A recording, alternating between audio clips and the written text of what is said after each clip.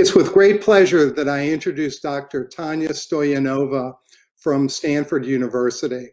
We first got to know Tanya when she was a young investigator at UCLA working in Owen Whitty's lab. Her work was awesome. It helped propel her into a really good job at Stanford. And today, Tanya will share with us some of the issues related to getting that first job. And I can't think of a better role model to represent the young investigator community than Dr. Stoyanova. Good morning, everyone. It's really my great pleasure to be here today. And I will start with introducing myself and my transition to independence. I'm currently an assistant professor at the Department of Radiology at Stanford University. And I'm used to talk mainly about my research. What really inspired me to give this talk is if I can in any way help trainees with their transition, especially during these difficult times of pandemic. The goal of this talk is really to share with you my own experience with my transition, and now being on the search committee is to really give you the other side perspective. I still vividly remember when I was going through the process. It felt stressful, but in the same time quite exciting. So I thought hearing about the experience of others with the application, interview, and transition process can really help you be more prepared when the time comes for your transition and really make your transition experience more enjoyable. So I will first summarize my path to independence. I obtained my bachelor's degree at the University of Kansas in biology, followed by my PhD in biochemistry and molecular genetics at the University of Illinois at Chicago. Then I conducted a postdoctoral fellowship in prostate cancer and stem cell biology at the University of California, Los Angeles. And I was very lucky to have two exceptional mentors, my PhD advisor, Dr. A. Chowdhury, and my postdoctoral advisor, Dr. Whitty. In late 2015, I transitioned to a 10-year line assistant professor position in the Department of Radiology at Stanford University, where my research focuses on developing new diagnostics and therapeutics for prostate cancer. And this is my lab now. So this year, the application process for faculty positions is much more challenging than any other year, and that's due to the COVID-19 pandemic. Hiring freezes appear to be the new normal in the universities across the United States. And by mid-May this year, the list of institutions that have issued hiring freezes hit 400 institutions. And amongst those, there were major institutions such as Harvard University and Stanford University, as well as the entire University of California system. With the hiring freezes, it was predicted that less than 100 positions will be advertised this upcoming academic year. And in fact, in mid-September, in Nature Careers, there were only 70 positions for assistant professors across disciplines, with 57 of them in life and health sciences and biomedicine. In previous years, the number of posted positions were close to 550 and sometimes above. So with the current faculty job, challenges associated with the pandemic, if you have decided that academic career is the path that you would like to move forward with, I would really encourage you to get ready, to be patient and get ready to wait. While there are still open positions and some institutions are actively recruiting, there is a good chance you'll need to wait for the next year, fall 2021. During that time, you may like to take this opportunity to discuss your future, career goals, and timeline of your goals with your advisor. Discuss the timeline of and funding of your fellowship, extend the fellowship if you can. I would also strongly encourage you to be flexible and open-minded regarding other temporary positions between a postdoctoral fellow and faculty. For instance, if you have reached the end of your postdoctoral eligibility, try to extend it due to the pandemic, or potentially discuss switching to another positions such as instructors or research scientists, depending on the institutions. Those positions may buy you more time, They can also give you, may allow you to actually apply for large federal funding or a foundation grant as a principal investigator, that a postdoctoral position may not allow you to do so. In a lot of institutions, there are still limited wet lab activities. And if your research is associated with wet lab activities now, you can use this limited research activity to really boost your CV. So for instance, now it's an important time to apply for more grants and fellowships. You can apply for multiple transitional grants, attend online grant writing workshops, focus on writing up and completing any manuscripts you have not finished. It's really a good time to develop new skills that you that don't really require you to be physically in the lab. It's also a good time to start working on your faculty application components, including the research statement, come up with new ideas about the research program you envision, and attend online workshops and seminar series. And most importantly, if that's the path that you have chosen, I would really encourage you, I really believe that this will pass. So I would really encourage you not to get discouraged and really don't give up. So before you start applying for a faculty position, I would really recommend to make sure that you are ready for it. Have first author papers, preferably more than one, and potentially transitional funding. While transitional funding is not required per se, it is testimony of your ability to write fundable grants, fundable proposals, and this is something that you'll be doing in your independent position. Once you're ready, start looking for a two-way fit for your research program. FIT is often assumed to be a department where multiple labs focus on a similar area of research or close area of research. That can be a good fit, but keep in mind that a two-way fit can also mean a department that may come across as outside of your research field. For instance, I'm a molecular prostate cancer biologist in the Department of Radiology. Very often the departments look for additional new expertise, not only to expand or strengthen existing expertise. Being in a department that's outside of your area may lead to actually start new collaborations in new exciting directions.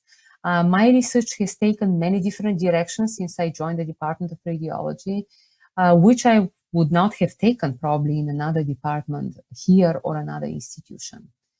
So once you find potential departments, institutions for your research program, I would really recommend making an effort to get to know a faculty member or members at that institution. Attend seminar series and volunteer, or reach out and ask if you can meet with the speakers. Those events are now virtual, but they're still taking place during the pandemic.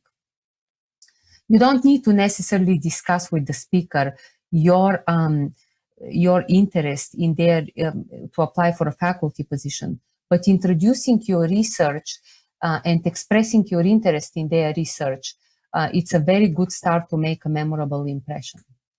Some people, including myself, shy away from that, but I would really recommend you to do that, and really a good impression can really be a good start. Additionally, discuss with your advisor if he or she knows someone at the institution, and most importantly, apply to advertise open position at the department. University websites and other online sites. Some of the most popular advertising sites and institutions are Nature, Science, Careers, and Cell, and I have posted here the links for those. In terms of number of application, I would, in my opinion, I would encourage postdoctoral fellows and trainees to apply only to institutions they envision going to. It's better to really invest your time in tailoring your cover letter and research statement for each department than spending the time submitting hundreds of applications. With that being said, if you envision yourself going to all the locations, it's worth spending the time to really tailor your application for 100 different departments or institutions. On the other side, what are the institutions looking for are really the quality and the potential of your research program, and especially the impact of your research program, as well as, very importantly, your potential to secure funding. Because you will be the ones supporting this research program once your startup funds are exhausted. The committees are also looking for your potential as an independent scientist. Is your research program the same or different from your postdoctoral mentor? Another important aspect is what is your you and your research would bring to the department. This can be new research area, new research expertise, expanding existing expertise, or new teaching skills. Another important aspect is that the institutions are looking for professionalism, a nice colleague and collaborator. You will be working with faculty members in the department for many, many years. Keep that in mind. So the faculty application usually consists of a CV, cover letter, research statement, teaching statement for some institutions, and recommendation letters. The CV should be up to date with no typos and preferably without coloring or colorful highlighting or bolding. In the cover letter, I would start with stating your position, the position you're applying for, and introducing yourself and your current position. The second paragraph of the cover letter should start with the overall goal of the research program and the broad long-term aim of the program. This should be followed by the expertise and publications you already have, and that will enable you to start a successful research program in your research area. Past and current fellowships and transitional funding, as well as the associated research with them, should be described in a third paragraph as your ability and track record of really acquiring independent funding. The last two paragraphs should describe why the proposed research is well suited for the department and the institution, and provides, and then like how it will enhance and develop further productive collaborations, and how those collaborations will enhance the broad field of research. The cover letter should end with appreciations for the opportunity to discuss your current and future research plan. So the research statement is a very critical component of the application. It's usually 3-page long, but it may vary amongst institutions. So the research statement is usually composed of objectives, background and significance, previous and current research, future research plans, and long-term goal of the proposed research.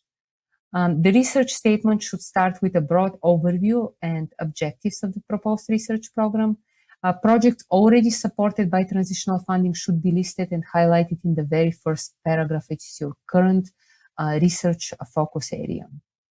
Background and significance should include a very broad overview of the research field you are in. The previous and current research should cover your contributions to science listed by topics without any technical details. I would really recommend highlighting the most impactful research. The future research plan usually consists of 3 to 5 projects over the 5 years.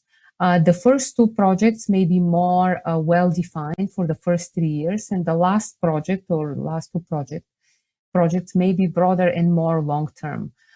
Link your research to potential funding agencies. In this section, you need to show like really independence. You can mention which projects can be funded through which mechanisms. You don't need to, you also need to show independence, and you don't really need to switch fields to be independent from your previous mentor, and you don't really need to state it, I'm different from my mentor with this, and this, but you can like in a subtle way emphasize on skills or expertise you may have that are different from your mentor. For instance, in my application, I emphasize on my molecular biology expertise that I gained throughout my PhD and my postdoctoral fellowship, rather than prostate cancer, although my research program was, my research proposal was 100% focused on prostate cancer. So that really, so end the research statement with the overall goal of your future program, research program, its impact, and the relevance to the current research program in the department. That shows that you have done some research on the department and you are very well informed and interested in the current research in the department. The teaching statement, if that's required, should describe previous teaching experience, if any. And if you don't have previous teaching experience, you can really propose potential classes you envision teaching and what those classes will cover. Some institutions have specific format, and I would strongly encourage you to follow all recommended formats. The three components of your application, the cover letter, research statement, teaching statement, and teaching statement should be tailored for each department and institution. Keep in mind that the goal is to sell or make very desirable yourself as a scientist and as a leader of a research program, as well as your research program itself. I wouldn't recommend you to send the same application to each institution, to all institutions. Do your homework and be informed where you are applying. An important aspect of your application is really to tell a story. And to tell a good story, you need to know your audience, who will be reading this application. Don't include too much technical details unless you have developed technique yourself and you would like to share that. The three components of your application, cover letter, research statement, teaching statement, should be written for a broad audience, for someone that has like really expertise in your field, and for people that don't have much background in your field. Keep in mind that some of your the committee members, the search committee members, will be outside of your field or maybe outside of the department. Once you have passed the first step, some institutions may have a short remote interview over phone, Skype, or Zoom. It's typically around 30 minutes. You'll be most likely given a few interview questions in advance. Make sure to be prepared with your answers for questions provided to you in advance. Have a short description, 2 to 3 minutes, of your current research, as well as a short description of your future research program. Know who will be interviewing you, typically 4 to 5 faculty members. Read about the committee, the committee's research interests, the department, and the institution. Be prepared to name potential collaborators within the department and across the university, and have projects in mind on which you can collaborate with each faculty member. Have a prepared reason why you are interested in that particular department and university, and show your interest and be prepared to ask questions about the position, ongoing research, and department. Up to 20-30 applicants are invited for a remote interview, and 5, 6, or even less may get invited for a formal interview on site. So the first on-site interview is very often 1 or 2 days, on which you meet faculty members from the department and maybe outside. You'll also meet students and postdoctoral fellows. During your first visit, you will also give your research talk. And for the first visit, I would strongly encourage you to do your homework and make sure you know your schedule and you're familiar with the research of everyone on your agenda. Think of potential collaborations, again, with the faculty you're meeting or with other labs in the department or the university. Think about the projects on which you can collaborate with them. Know very well the mission of the department, the ongoing research directions in the department, and tailor your research talk to keep everyone in your audience interested. Be very nice to all. Remember, ultimately, they're looking for a colleague. They will be working with you for many, many years. Pay equal attention to the research of the trainees you're meeting with. Don't focus just on the search committee. Students are often asked to provide a detailed summary on their impression of the faculty candidate. As a faculty, you will be teaching the students once you move to that institution. For the second on-site interview, again, make sure you know your schedule and everyone on your schedule. So there will be a few new faculty members on your agenda. You may be asked before your second visit about people you may want to meet. Make sure you provide the names of 2 to 3 faculty members you would like to meet and envision collaborating with, in addition to the faculty members on your agenda. Do research and get familiar as much as possible with the current resources and facilities in the department in the university for the second visit. Know all resources and facilities that are necessary to start and establish your own research program. For that, I would strongly encourage you to make a detailed list of all equipment you may need and all facilities. For example, small animal imaging facility or small molecule screening facilities, anything you may need, just like make a list so you know what to look for. Prepare also a detailed budget for all equipment, facility costs, personnel costs for the first 3 to 5 years of your independence. At this point, you should keep this information for yourself so you know the range of startup you may need for to start a successful research program. Your interview is not the time to negotiate. I would keep the budget aside and only disclose the amount you need if you're asked for it. On your second visit, you'll be asked to also give your chalk talk, which we'll discuss in a few minutes. The chalk talk is solidly based on your future research program. Tailor your chalk talk to engage your audience and fit into the mission of the mission and ongoing research of the department. Once again, be nice, professional, and collegial. In some institutions, you'll have one on-site visit and you may need to be prepared to deliver your research and chalk talks at the same time or consecutive days. The research talk covers the research you have done in the past, usually during your postdoctoral fellowship. Keep in mind that your audience will be very diverse, including students, faculty members with limited or extensive background in your research area. Start with a very broad introduction of your research area and research questions or goals you are posing. Present your past research and specific studies while omitting technical details specific for your research. Explain all panels on your slides and emphasize really on the meaning and the impact of the results. This is the time when your skills and expertise are reviewed. If you're presenting multiple projects, make sure to tie them together and tell one whole story. Like in your research statement, emphasize on your independence in a subtle way. Emphasize on expertise that may be different from your mentor. Your talk with your vision and research directions of your future research program. Include 3 to 4 slides covering 3 to 4 of your future research projects and the research program you envision. I wouldn't go in details about your future research at this point. You'll be given the opportunity to do that on your chalk talk.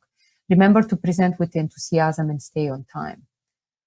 While graduate students and postdoctoral fellows are usually very well prepared and practice for research talk, they rarely have the opportunity to attend a chalk talk.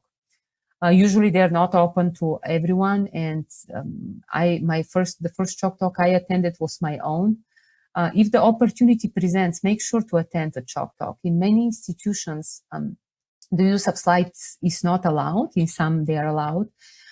So if you're not allowed to use slides, you will be using the whiteboard and have to write on the spot. So the goal of the chalk talk is really to present your vision, your future research program, and demonstrate that what you can bring to the department. Many institutions give you guideline, what's expected, and some don't. So I will share with you what was given to me as suggested questions to be addressed, covered on my chalk talk at Stanford back in 2015. And I believe those questions and points to be covered are applicable across institutions. So the major points that your chalk talk should cover a really detailed research plan for your whole lab for the next 5 years. You will need to present what research area and problems your lab will focus on and why that's important. Include and describe any prior studies that your research, that your proposed research is building on. Describe potential challenges you may encounter and how you're planning to overcome them. So picture this as a pitfall and alternative section of a grant proposal. Present 3 to 4 independent but related projects with their aims, which you have described in your research statement. I wouldn't change the research projects at this point. Make sure that you present the same research projects you put in your statement. For each project, present the personnel you envision conducting the research. Be aware of what resources you anticipate to conduct for the proposed research. You will also need to show you really thought about how you're planning to fund the proposed research. If part of your research is funded by transitional funding, make sure to write which aims are already funded and by what mechanism and funding agencies. Make sure that you know all the current funding agencies and funding mechanisms within those agencies, as well as the pay lines in your research area. Present each project that are currently not funded as potential R01s, DoD, PCF, or other grant applications with their aims that you may submit in the first 1 to 3 years after joining the department. Explain those aims. We explain what those aims are building on and how they fit to the broader goal of the research in the department. Explain the approaches used to execute the aims and why you have selected those approaches. So you will need to also explain how you fit in the department. How do you anticipate collaborating with other faculties? For each project you propose, think of potential collaborators in the department and the universities. Name them during your talk. Practice, practice, and practice again. You will need to write on a whiteboard, most likely, while talking. This is not common these days, so make sure you can write on the whiteboard and still keep the eye contact and the attention of your audience. Don't talk to the whiteboard, talk to the audience and engage them. Here is an example of a table that I had on my chalk talk. I was allowed 5 slides. This is one of them. Here is an example. The rest I really wrote on a whiteboard while presenting. The timeline includes funded projects and the mechanisms they were funded through, as well as the number of aims and personnel needed to conduct these aims. You will need to write the actual names on the whiteboard to make sure the slide is not too busy. In year 3, 4, and 5, I included 3 potential independent projects, which I called aims for NIH, DoD, PCF, and ACS grants that were active back in 2015. Do your homework and be up to date with funding mechanisms. Funding mechanisms levels pay line may change yearly. Explain well all the drafted aims and everything you have on that table, and make sure you keep on writing on the board to supplement if you're presenting such table. So now you got an offer. So a key component of your transition is really knowing what you need and what it takes to run independent research. Be ready to justify what you're asking for. To do that, you really need to have a list and to be aware what you need to start a successful research program. In my personal opinion, and again, this is my perspective, ask only for what you need. Don't negotiate just to have more. Be ready to justify why you need more funds or certain equipment. Remember, the department is making a big investment in you and they really want you to succeed. So most likely they are offering you what you can succeed with. Make sure you know what you need to start your research program and running a lab. So running a lab is running a business. If you don't have your finances in order, your research program will suffer in the long run. Know the personnel, facilities, equipment. Again, prepare detailed budget for the first 3 years, personnel, salaries, benefits, core facilities, charges, equipment, anything that your research may need. Hopefully you have accepted the offer. And now I will spend very few minutes on, just like a minute on that. So just like a couple of points that were very helpful when I was transitioning, when I started my own lab. So choose advisors, preferably 2. One of them can be in your area and one of them can be outside of your area of expertise. It's really helpful to have a colleague with whom you can brainstorm new ideas, can ask them to read your specific aim page, to read your research proposal. Preferably those should be senior investigators. You can also ask them to help you with recruitment of your first lab members. It's very important to have to have like feedback from other faculty members on the first lab members you are recruiting. Your lab environment is critical for successful research program. So the big plan, your research goals in terms of grant application, research, teaching, and promotion. And the big opportunity you are given now is really to get to do the research you love and you are passionate about. And with that, I will share just a couple of points that I think I might have done right, and I think I could have done much better. So I did got the offer, and I did come to Stanford. But looking back, I think my research statement had a lot of technical details. I encourage you not to do that. It could have been better. It was good, but it could have been better. I also jumped very quickly into hiring at the beginning lab personnel without like really speaking with all referees over the phone. I encourage you to do that as well. Speak with referees on the phone and get feedback from colleagues. What I think I have done right is really to plan my finances and the finances of my lab really early on. I spent a lot of time budgeting, so I'm very aware what we need to conduct research. Additionally, I identify mentors. One of my mentors is also prostate cancer, does a prostate cancer research, Dr. Brooks, who helped me tremendously with project discussions, guidance, and connecting me with faculties at Stanford. With that, I will end, and I will be happy to share any further information and answer any questions. Thank you. Tanya, thank you for that. That was really, really good. We appreciate you sharing your experience with us, and we look forward to watching your career grow more and more productive than it even is today over the coming years. So thank you for sharing. You know me, I'm a glass half full kind of person, but you went through a process of applying to multiple institutions all over California, some outside of California, and kind of walk us through the emotional experience if you could. I mean, as scientists, we're all used to a lot of rejection. It's just part of what we do.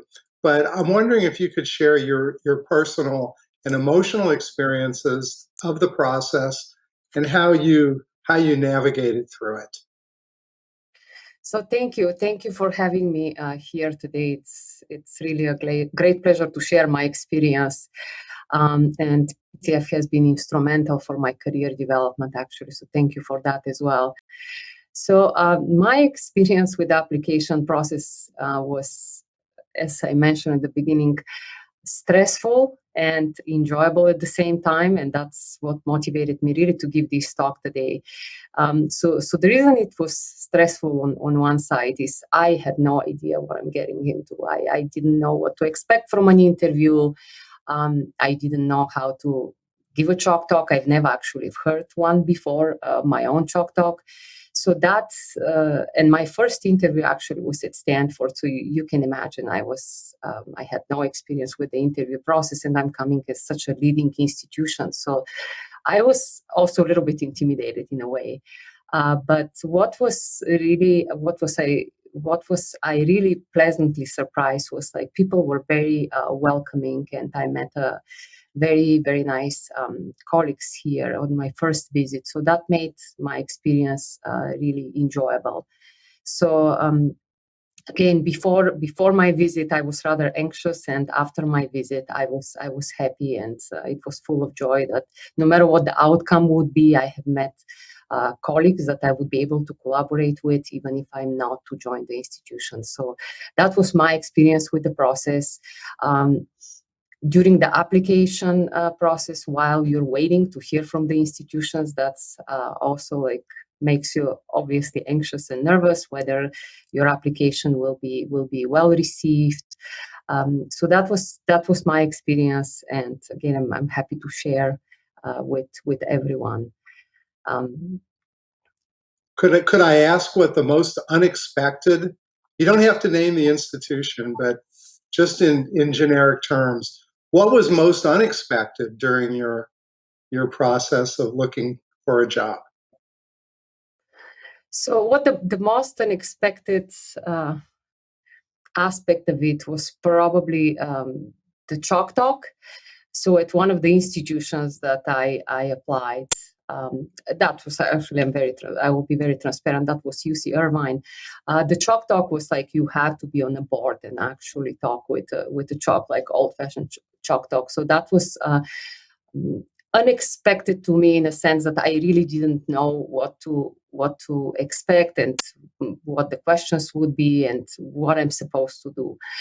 So again, it was enjoyable eventually, but that was the surprising part for me. So I didn't have a clear format of what I should prepare. It was like you just enter a room and they tell you you have 10 minutes to prepare, and in 10 minutes we'll all get into the room and you can start talking about what you would like to do and how you would like to fund it. So it was, you have to improvise in a way. I was on one side prepared, and on another, like you have 10 minutes just to write if you can something on the board. At Stanford, in this regard, they give you questions in advance that you need to address on your chalk talk. So it was a little bit easier for me to prepare for that. So this was the most surprising and a little bit unexpected, that I'll have 10 minutes to write if I would like to write something. If not, I can just like be on the spot and discuss my future research. So Andrea, I have one more question, and then I'll turn it over to your wisdom. Um, you had great mentorship at UCLA. I think a lot of us would have appreciated the level of scientific excellence that you were surrounded by with Andrew and Isla and Owen Whitty and all the rest of the great people at that institution. How did your mentor help prepare you? What was the process like, and what can you tell people? We have 248 people listening to this right now. What would you tell them to expect from your mentor, ask of your mentor, and how did it go for you? So I learned how to be independent in Owen's lab. I learned how to be independent from Owen, and I would like to attribute my success to him and my PhD mentor as well. But the way I learned to be independent in Owen's lab, he has very high expectations, but he also gives his trainees opportunities. He gives us opportunity. He gave us opportunity to write grants. He gave us opportunity to go on conferences. He gave us opportunity to really come up with our own ideas. So on is not a person who will tell you this is your project and this is what you need to do. You have the complete freedom to come up with your own idea. You just need to convince him to support it. So I found that extraordinary educational for me, and really I attribute my independence to him. So I would advise from trainees to really expect from their mentor and take advantage of any opportunity given to them. So ask your mentor if you can help with the grant writing, with multiple grants, if you can apply for fellowships. Be proactive, and I'm sure that your mentor will be happy to support that. As well as like write manuscript, get in collaborative projects, meet speakers when they come to visit your institution. So be proactive and expect that from your mentor to support it. So this is really my experience, and I would encourage everybody to reach to their mentors and ask for opportunities in terms of grant writing, presentations, conference attendance. Thank you, Tanya. So we're wondering, did you apply for any positions at UCLA, and what are your thoughts on pursuing a tenure track faculty position at the same institution as what you did either your postdoc or graduate work at? So I did apply at the position at UCLA, and I actually wasn't, at the time. I already received the offer from Stanford, and I accepted the offer. I was very eager also to stay at UCLA. It's on one side, I know that some from some scientists, it may be like, well, you cannot be independent in the same institution at which your mentor is. But I do think that that's possible. And at UCLA, for example, ON has multiple trainees that have stayed as faculty, and they have been very successful at the same institution, and they have been able to establish their independence. So I don't think that would be an issue. People can stay at their institution and be successful. I observed that at Stanford as well. There are many trainees that stay at Stanford, go through an instructor position, and eventually get a faculty position, and they're very successful and very independent. So I really think that there is no right and wrong way in that sense. So again, I would have loved to stay there, and however, I really am really happy that I joined Stanford, because now I get to do research that I would not have done probably necessarily at UCLA, just because of the new collaborations that I have established here. So I would say either way, as long as you can establish your independence, whether it's the same institution or a different institution, that's all can be good. And so just to elaborate a little bit, sorry. Yeah. Go ahead, Andrea, please. To elaborate a little bit more on what institutions are looking for these days, what did you find was one of the most important things? Is it first author publications, your ideas on future projects, funding? What is the hiring committee looking for? So the hiring committee on CV first, before they get you on site, are looking for your publications and funding. So publication is really showing your productivity and your impact in the field, and your funding is showing that you are able to fund your own ideas. So it's really a testimony of your ability to secure funding. And as an independent scientist, that will be, 80 to 90% of your job, to secure funding for your ideas. Otherwise, no matter how great ideas you have, you won't be able to really move them forward. So those are the two key points that the search committees are looking for. And of course, your research statement. So if you have like the publication records, and they're looking also at record of productivity. So publication during your PhD, publication during your postdoc, to ensure that your publications and scientific contribution is not specific. It's not just specific for a certain lab, but you're productive in different environments. So beyond your publication into your funding, then a key role plays in the next step is really your research statement and whether you're a good fit for the department. And in our department here, we usually look for additional expertise rather to complement an existing expertise. So we really look at for applicants that can really bring a very different expertise and field. So I would say publication, funding, and then your research statement to make the cut to be invited for an interview. Do you know if any institutions are using virtual interviews right now to keep the ball rolling with candidates during this period of safe separation? So I believe yes, and Stanford did use that virtual interviews when we started the shutdown, and we still didn't have a hiring freeze. So we have used actually virtual interviews even before COVID. So Stanford has a pre-selection process where we invite, for our position, at least at our center, we invite 15 to 20 applicants for virtual interviews.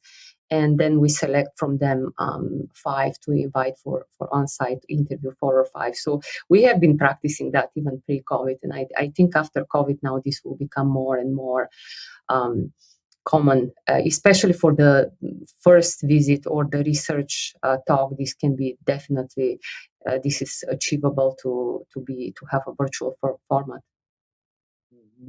Just a note of interest that John Lee posted 2 jobs in the chat room about new positions that are open at the University of Washington Fred Hutch Cancer Institute in Seattle. So can't think of a much better research environment than that. It's a good one.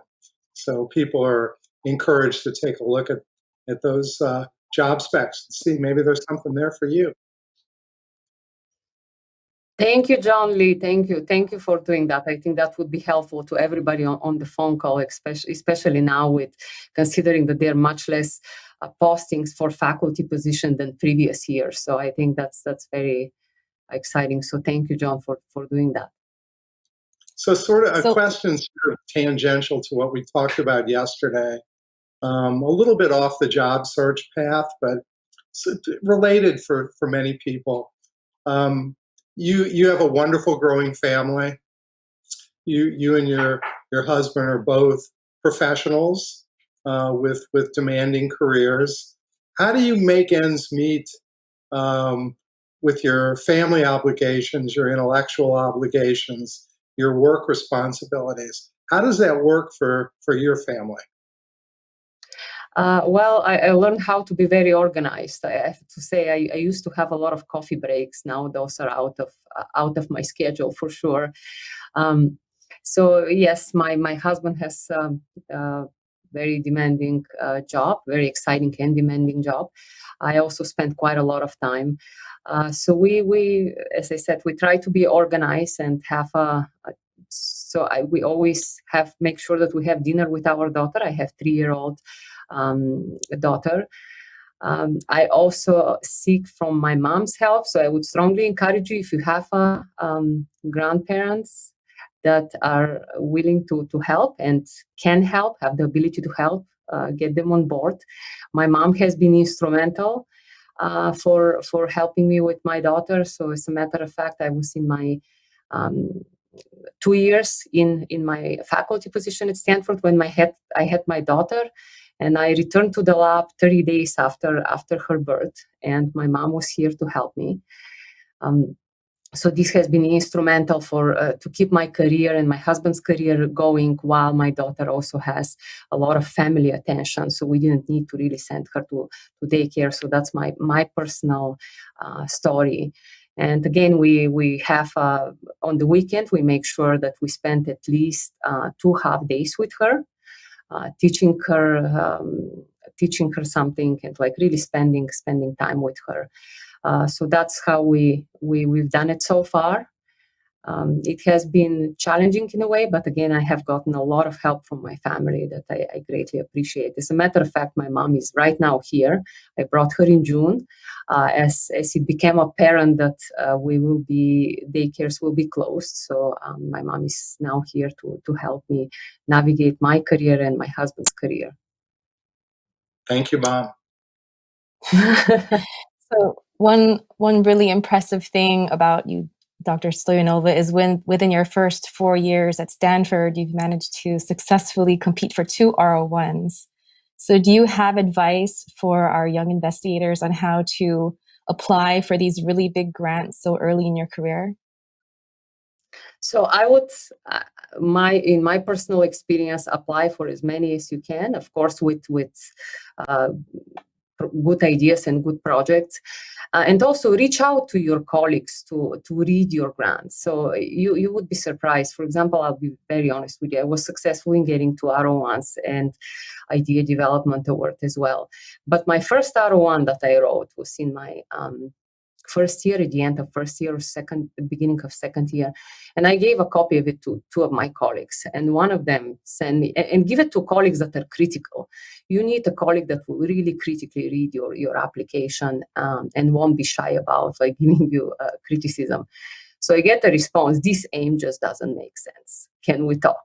So that was a feedback from my colleagues. So we talked, and I realized that the aims did make sense. It just, I wrote too much details for someone who was outside of my field. So I would really encourage you, apply for as many, for everything that you qualify with all your ideas you have, for as many as you can, but ask your colleagues to really go over them. Especially a colleague that's not that close to your field. Because on the study sections you have, if you work, all of us probably here work on prostate cancer, but you have researchers that are not exactly in the prostate cancer field. So make sure that like your grant is written in a way that can spark the interest of the broad scientific community. You don't necessarily need to have a reviewer that it's very familiar with your field, because I think that's what happened with my first grant. And I revised it. I revised it heavily, and it got scored. It got a good score, and eventually, actually, that's the grant that got funded. So that is my advice. Ask colleagues, don't be shy about it. Many of your colleagues will be happy to read it and give you feedback. Thank you, Tanya. We really appreciate your time. Your research is getting to new heights. We thought you were great at UCLA, as you were. You're even greater at Stanford. So thank you for all those contributions. We're ready to close this session. We ask that everybody click the back to lobby arrow, and we'll see you in a few minutes at our next session. Thank you so much. Thank you again for having me. I'll be happy to answer any additional questions over email. Thank you to PCF for everything you do for us. And thank you again. You have been instrumental in my career development. So thank you. Thank you for everything you do.